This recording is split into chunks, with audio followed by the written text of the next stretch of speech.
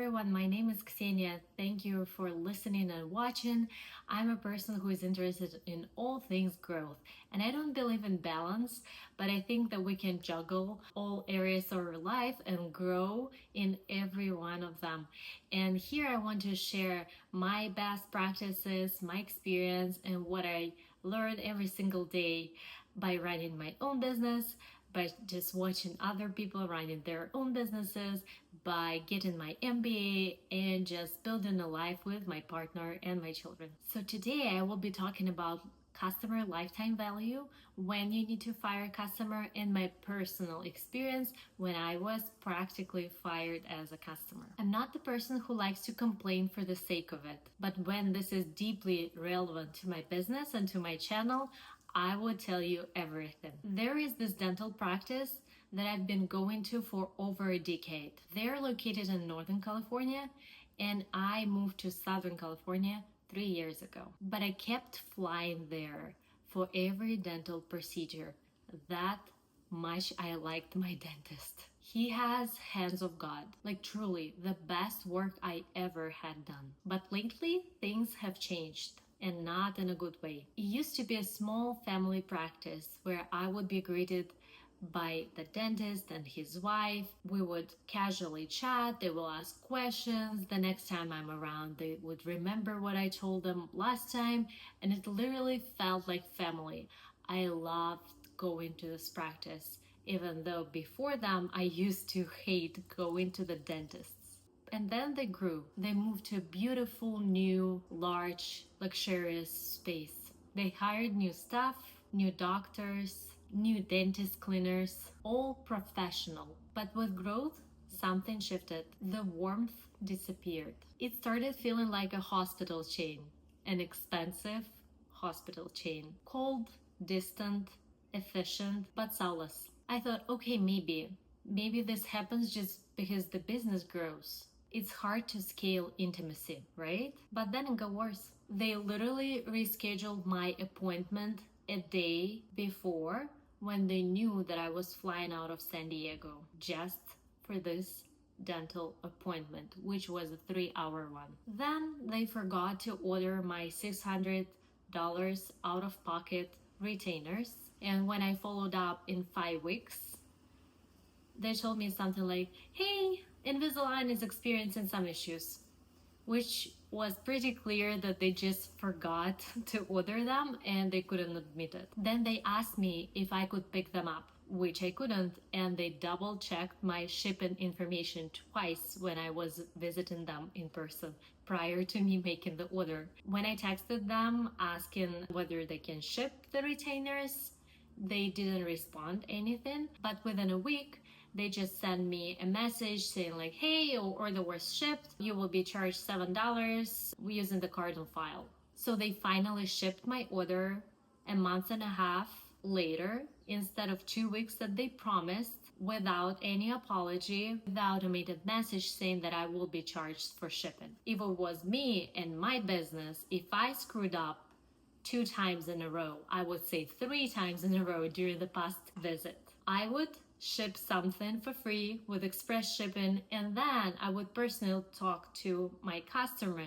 saying that there was a mix-up, we totally understand, we understand your frustration, we are here to make this right, here how we will make this right. That would be my approach. But I'm a small business owner. We manage 7 employees at the time, but then we have about 200,000 customers, and I always feel very personal if we as a company messed up and something didn't go right, and I'm there to make it right, whatever it takes. But from what I can see, not all companies are the same. So I was thinking, maybe my approach is different just because I haven't been in business for as long as they did. Maybe that's right.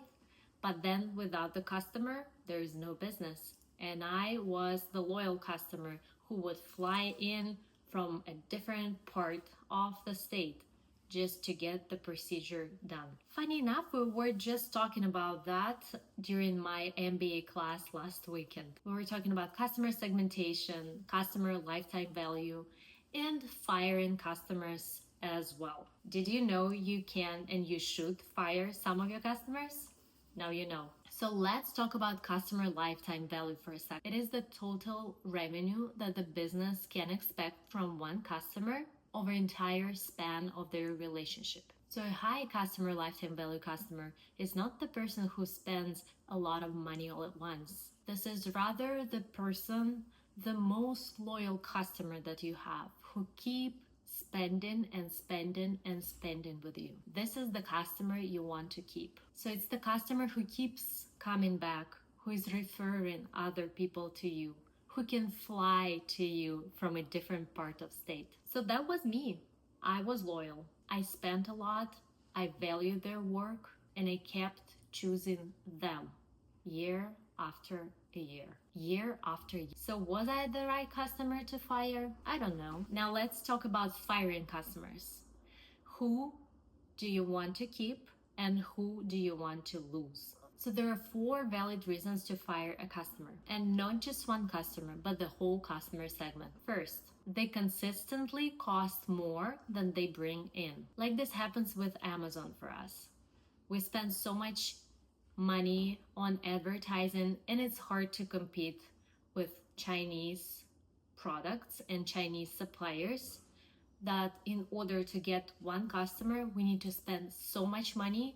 And Amazon is not the platform for loyal customers. Amazon is the platform for cheap, easy, and fast purchases. So the whole Amazon segment for now, we decided to fire. Second, they don't align with your vision and values. If you're building something premium and a segment of your customers used to buy everything at a discount, and you're not planning to offer such a big discounts anymore, so it means that these customers have to go because it's a mismatch. 3, they disrespect you, your business, or your team. One toxic customer can damage your morale. Doesn't worth it. If you see that this person is not ready to talk, to negotiate, and to hear your point of view, just let them go. 4th, they're not growing with your business. Sometimes your product evolves and certain customers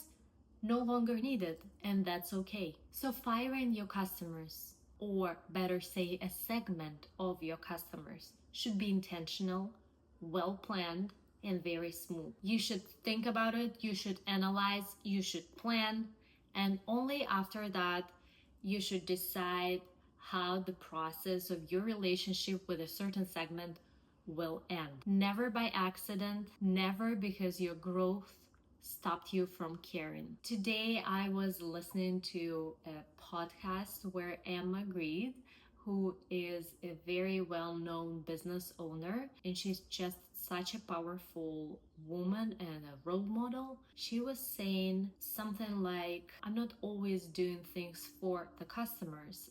Sometimes I'm doing things to grow the business. And that's true, but there is no business without the customers. So whenever you segment and you're not doing something with your customer in mind, just think whether you have enough customers to continue growth. And I know what I believe in, at least at this point. As we grow our business, I want to know exactly what jobs we're doing for our customers. And I will add the video about the jobs that we're doing for our customers right here, because sometimes they're very surprising and not very intuitive.